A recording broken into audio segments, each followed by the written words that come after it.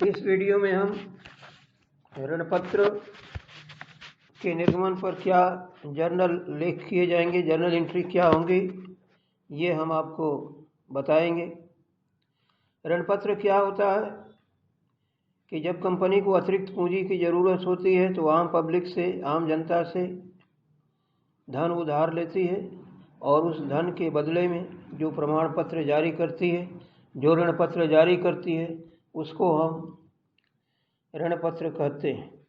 उस ऋण पत्र में, प्रमाण पत्र में ऋण की रकम, ब्याज की दर, ब्याज के भुगतान की अवधि, कब कब ब्याज का भुगतान होगा और मूलधन की वापसी कब होगी। साथ ही ऋण पत्र का किसी संपत्ति पर प्रभार है या बंधक रखी गई है, नहीं, ये सब लिखा होगा। ये ऋण पत्र अंश पूंजी यानी शेयर कैपिटल से अलग होते हैं। शेयर एक कैपिटल होती है, इसलिए जब भी हम एंट्री करते हैं शेयर के बारे में तो शेयर कैपिटल अकाउंट लिखते हैं, लेकिन डिवेंचर के लिए डिवेंचर कैपिटल हम नहीं लिखते हैं, केवल डिवेंचर अकाउंट लिखा जाता है। तो ये ऋण पत्र के निर्गमन के संबंध में जब जर्नल एंट्री की जाएगी तो उसके लिए हम ये देखते हैं कि ऋण पत्रों का निर्गमन किस प्रकार से किया गया है और उसी प्रकार से जर्नल एंट्री की जाती है। तो आमतौर से ऋण पत्रों का निर्गमन 4 प्रकार से किया जाता है। ये पेज नंबर 1 पर हमने लिखा है। एक तो ऋण पत्रों का निर्गमन नकद के लिए, इशू फॉर कैश। दूसरा, कैश के अलावा अगर कोई संपत्ति खरीदी जाती है, कोई बिजनेस खरीदा जाता है तो उसके लिए भी ऋण पत्र जारी किए जाते हैं। तो issue of debenture for other consideration, यानी अन्य प्रतिफल के लिए ये जारी किया जाएगा, अदर कंसिडरेशन। तीसरा, जब कहीं बैंक से लोन या किसी फाइनेंस कंपनी से लोन लेते हैं तो उनके पास एडिशनल सिक्योरिटी के रूप में, कोलेटरल सिक्योरिटी के रूप में डिवेंचर जारी करते हैं, तो इसकी एंट्री कैसे की जाती है। इसी प्रकार से एक ऋण पत्र जब जारी किया जाएगा तो उसके ड्यू डेट पर उसका पेमेंट क्या होगा, पेमेंट की कंडीशन क्या होगी। अगर हम शुरू से ही इसका कंडीशन का उल्लेख करें तो एंट्री कैसे की जाएगी। तो इसका मतलब ये कि 4 प्रकार से ऋण पत्रों का निर्गमन होगा और 4 प्रकार से जर्नल एंट्री की जाएगी। लेकिन यहाँ पर हम इस वीडियो में केवल अंशों का निर्गमन जब हम कैश के रूप में करते हैं, कैश के रूप में जब ये निर्गमन करेंगे, इशू करेंगे, तो यहाँ पर ये देखा जाएगा क्या ऋण पत्रों की रकम एक वही बार में इकट्ठे पाल ली जाती है या ऋण पत्र की रकम किस्तों में पाई जाती है। अगर किस्तों में पाई जाएगी तो उसमें एप्लीकेशन की रकम होगी, अलॉटमेंट की रकम होगी, फर्स्ट कॉल होगा, सेकंड कॉल होगा या फर्स्ट एंड सेकंड का फाइनल कॉल, इस तरीके से आएगी। तो जब ऋण पत्रों को हम जारी करेंगे और रकम एक मुश्त प्राप्त करेंगे तो उस समय हम क्या करते हैं कि एप्लीकेशन और अलॉटमेंट की रकम इकट्ठे पा लेते हैं। इसमें जब ये रकम पाएंगे डिवेंचर की तो उसके लिए लिखते हैं कि bank account debit to debenture application and allotment account. कहीं कहीं केवल डिवेंचर एप्लीकेशन लिख दिया गया है, लेकिन यहाँ पर ये देखने की बात होती है कि आमतौर से जो डिवेंचर इशू किए जाते हैं अगर बराबर की रकम मिल गई तो कोई बात नहीं, लेकिन कभी कम मिलता है, कभी ज़्यादा डिवेंचर मिलता है तो उस समय जो है डिवेंचर अकाउंट में ट्रांसफ़र करने के लिए दिक्कत होती है। तो इसलिए हम डिवेंचर एप्लीकेशन एंड अलॉटमेंट दोनों साथ में लिखते हैं। यानी पहली एंट्री होगी जब इसके एप्लीकेशन की रकम पाएंगे तो bank account debit to debenture application and allotment account, पूरी रकम इकट्ठा ले ली जाएगी।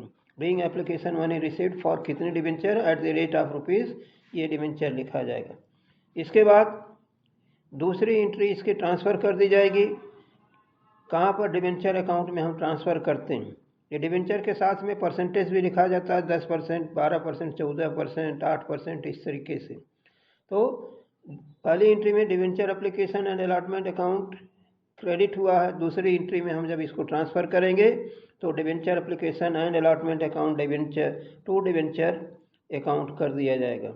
और अगर ये प्रीमियम पर इशू किए गए हैं तो टू सिक्योरिटी प्रीमियम रिजर्व हो जाएगा। मान लीजिए कुछ डिवेंचर वापस करते हैं तो इसी एंट्री में हम टू बैंक अकाउंट भी बढ़ा देते हैं। और ये प्रीमियम पर नहीं इशू किए गए हैं, छूट पर भी इशू किए जा सकते हैं। तो debenture application and allotment account debit इस discount on issue of debenture account debit to debenture account किया जाएगा। लेकिन मुख्य रूप से डिबेंचर प्रीमियम पर जारी किए जाते हैं, इसलिए debenture application and allotment account debit to debenture account to security premium reserve account लिखेंगे। और अगर कहीं वापस कर दिया गया, कुछ रकम एक्सेस मिली थी डिबेंचर के लिए, तो टू बैंक अकाउंट भी लिखा जाएगा, लेकिन इसमें हमने लिखा नहीं है, उसे कर दिया जाता है। फिर पेज नंबर 2 पर हमने ये लिखा है कि जब ऋण पत्रों की रकम किस्तों में पाई जाती है, किस्तों के मतलब ये है कि पहले एप्लीकेशन पाएंगे, एप्लीकेशन रिसीव होगा, उसके बाद अलॉटमेंट करेंगे, तो अलॉटमेंट की इन्फॉर्मेशन भेजी जाएगी, उसकी रकम पाएंगे, और फिर उसके बाद फर्स्ट कॉल और सेकंड कॉल की ड्यू करेंगे। तो जब हम एप्लीकेशन की रकम पाएंगे तो क्या लिखेंगे? Bank account debit to debenture application account. Page number 2 पर हमने लिखा कि for application money received bank account debit to debenture application account being application money received for at the rate of rupees इतना फॉर कितने debenture.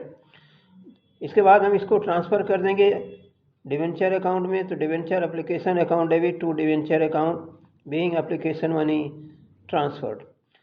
तीसरी entry, जब हम allotment लोगों के पास सूचना भेजेंगे कि हम आपको ये डिबेंचर दे रहे हैं और आप हमें दूसरी किस्त यानी अलॉटमेंट की रकम भेजिए, तो उस समय हम क्या करेंगे? ऑन मेकिंग अलॉटमेंट या आवंटन मांगने पर, अब इसमें हम 3 एंट्री करते हैं। आवंटन मांगने पर क्या डिबेंचर का इशू एट पार हो रहा है, सम मूल्य पर हो रहा है, यानी 100 के डिबेंचर 100 में जारी किए जा रहे हैं, 100 के डिबेंचर क्या 120 में जारी किए जा रहे हैं, या 100 के डिबेंचर क्या 90 में जारी किए जा रहे हैं। तो अलग अलग कंडीशन है, 3 कंडीशन बनती है, तीनों की एंट्री पहले हम करेंगे। एप्लीकेशन पहले पाते हैं, ट्रांसफ़र करते हैं, उसके बाद फिर, लेकिन इसके बाद जो ये प्रोसेस प्रक्रिया बदल जाती है। क्या होता है कि इसमें अलॉटमेंट पहले मांगेंगे, उसके बाद अलॉटमेंट पाएंगे, क्योंकि ये निश्चित हो जाता है कि किन किन से रकम पानी है। तो डिबेंचर अलॉटमेंट अकाउंट को डेबिट करेंगे to debenture account if debenture issued at par, मतलब 100 रुपये की डिबेंचर है, 100 रुपये में जारी किए जाते हैं, तो debenture allotment account debit to debenture account.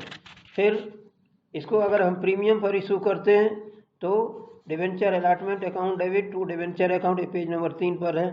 Debenture allotment account debit to debenture account to security premium reserve account being allotment money due with premium being debenture are issued at with premium. इसके बाद जब debenture discount पर issue किए जाएंगे तो discount company के लिए loss है, तो उस लॉस को हम क्या करेंगे? डेबिट करते हैं, जिसमें discount on issue of debenture किया जाता है। तो debenture allotment account debit discount on issue of debenture account debit to debenture account being allotment money due on debenture with discount.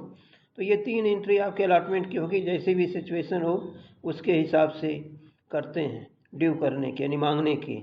मांगने के बाद इसके पाने की एंट्री करते हैं। तो bank account debit to debenture allotment account being allotment money received, ये चौथी एंट्री हो जाएगी। पेज नंबर 3 की चौथी एंट्री है। अब आते हैं पेज नंबर 4 पर, जब हम बाकी फर्स्ट कॉल और सेकंड कॉल की एंट्री ड्यू करते हैं। क्या एंट्री होगी? 5वीं एंट्री हमने किया है कि प्रथम याचना मांगने पर या on due first call debenture first call account debit to debenture account being first call money due on कितने डिबेंचर हैं at the rate of rupees कितना लिखा होगा, ये लिखा जाएगा। उसके बाद पाने की एंट्री होगी bank account debit to debenture first call account being first call money received. बाकी बचता है सेकंड एंड फाइनल कॉल। तो जैसे फर्स्ट कॉल ड्यू किया उसी तरह से सेकंड एंड फाइनल, मान लीजिए सेकंड कॉल नहीं है तो फर्स्ट एंड फाइनल कॉल लिख दिया जाएगा। On due and second and final call है। क्या second and final call money due नहीं, second and final call account debit to debenture account being second and final call money due. फिर इसके बाद इसकी पाएंगे तो on receipt of second and final call money bank account debit to second and final call account being second and final call money received. इस तरीके से ये एंट्री आपकी की जाएगी। अब क्या करते हैं, इसी चीज़ को हमने एक छोटे से चार्ट के रूप में, डायग्राम के रूप में बना रखा है पेज नंबर 5 पर, जिस पर हमने लिखा है एक तरफ बैंक अकाउंट को डेबिट किया गया है, दूसरी तरफ डिवेंचर अकाउंट को क्रेडिट किया गया है। बीच में डिवेंचर एप्लीकेशन है, डिवेंचर अलॉटमेंट है, डिवेंचर फर्स्ट कॉल है, debenture second and final call है। तो कहने का मतलब यहाँ कि बैंक अकाउंट हमेशा डेबिट हुआ है और डिवेंचर अकाउंट हमेशा क्रेडिट हुआ है, लेकिन डिवेंचर एप्लीकेशन अकाउंट एक बार क्रेडिट हुआ है तो दूसरी बार डेबिट हुआ। तो इस तरीके से अगर देखा जाए तो जो हमने 8 एंट्री अलग अलग नंबर पर लिखी थी उसको हम छोटे में लिखे हैं। क्या कि पहली एंट्री देखेंगे कि बैंक अकाउंट डेबिट करके डिवेंचर एप्लीकेशन अकाउंट को क्रेडिट कर दिया, उसके बाद डिवेंचर एप्लीकेशन को डिवेंचर अकाउंट में हमने ट्रांसफ़र कर दिया। लेकिन इसके बाद जब तीसरी एंट्री करने जाएंगे तो अलॉटमेंट पहले ड्यू कर देंगे। तो debenture allotment account debit to debenture account, ये सीरियल नंबर हमने 1 2 3 4 इस तरीके से लिखा है। Debenture allotment account debit to debenture account, और पाएंगे तो bank account debit to debenture allotment account. फिर फर्स्ट कॉल ड्यू करेंगे तो debenture first call account debit to debenture account, और बैंक अकाउंट को हम क्या करेंगे, डेबिट कर देंगे, और फिर डिवेंचर फर्स्ट कॉल को क्रेडिट करेंगे। इसी तरीके से सेकंड एंड फाइनल कॉल लिखा गया है। तो second and final call account debit होगा 7वीं एंट्री के रूप में, डिवेंचर अकाउंट क्रेडिट हो जाएगा, और जब इसको पाएंगे तो हम बैंक अकाउंट को डेबिट करेंगे और debenture second and final call account को क्रेडिट करेंगे। तो इस तरीके से जो ये बनाया, इसमें बैंक अकाउंट हमेशा डेबिट हुआ, डिवेंचर अकाउंट हमेशा क्रेडिट हुआ, बाकी जो इनकी कॉल्स हैं, जो इनकी याचनाएँ हैं, उनको एक बार क्रेडिट किए हैं तो दूसरी बार डेबिट किए हैं। इस जर्नल एंट्री के साथ साथ आपसे बैलेंस शीट में इस अमाउंट को दिखाने के लिए कहा जाता है।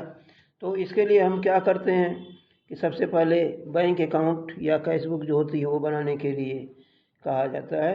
तो बना देते हैं बैंक अकाउंट। हमने पेज नंबर 6 पर बनाया, जिसमें डेबिट साइड में जो अमाउंट रिसीव्ड हुआ पर्टिकुलर्स अमाउंट करके, और क्रेडिट साइड में इसका बैलेंस कर दिया गया है। तो डिवेंचर एप्लीकेशन अकाउंट डेबिट लिखा है डेबिट साइड में, टू डिवेंचर एप्लीकेशन अकाउंट, कितने डिवेंचर होंगे, क्या होगा, ये जनरल एंट्री से पोस्टिंग कर दी जाएगी। इसी तरीके से to debenture allotment account, to debenture first call account, और to debenture second and final account, total कर देंगे, क्रेडिट साइड में जो है बैलेंस करेंगे। बैलेंस शीट, आप बैलेंस शीट का प्रोफार्मा नीचे दिया गया है, इसके क्वेश्चन हम आपको बाद में किसी दूसरे वीडियो में देंगे। बैलेंस शीट आप किस कंपनी का, उसका नाम लिखेंगे, एसेट किस तारीख को बना रहे हैं। इसमें equity and liability, equity and liabilities में, इक्विटी में तो शेयर होल्डर्स फंड होते हैं, लेकिन लायबिलिटी में ये लायबिलिटी लिखी जाती है। इसमें वो हम फिक्स्ड लायबिलिटी मानते हैं डिवेंचर को, जिसमें हम नॉन करंट लायबिलिटी लिखते हैं। नॉन करंट लायबिलिटीज़ में लॉन्ग टर्म बारोइंग्स, जिसमें पर कितने % डिवेंचर हैं, कितने रुपए वाले हैं, ये लिखा जाएगा। करंट ईयर का अमाउंट होगा और प्रीवियस ईयर का अमाउंट होगा, पिछले साल का अगर है तो। इसका टोटल ना करके बल्कि हम सीधे असेट्स अकाउंट में दिखा देंगे। असेट्स में करंट असेट्स लिखा जाता है, कैश एंड कैश इक्विवेलेंट करके। तो इस तरीके से जो है आपका ये बैलेंस शीट में किस तरीके से डिवेंचर दिखाया जाएगा। बाकी डिवेंचर इशू करने के जो और प्रकार हैं, जिसमें अदर देन कैश है, जिसमें कोलेटरल सिक्योरिटी है, ये आगे की वीडियो में आप देखेंगे। उम्मीद है कि हमें ये आपको समझ में आया होगा। आप इसको लाइक करेंगे और सब्सक्राइब ना किए हो तो सब्सक्राइब करेंगे। धन्यवाद, थैंक यू।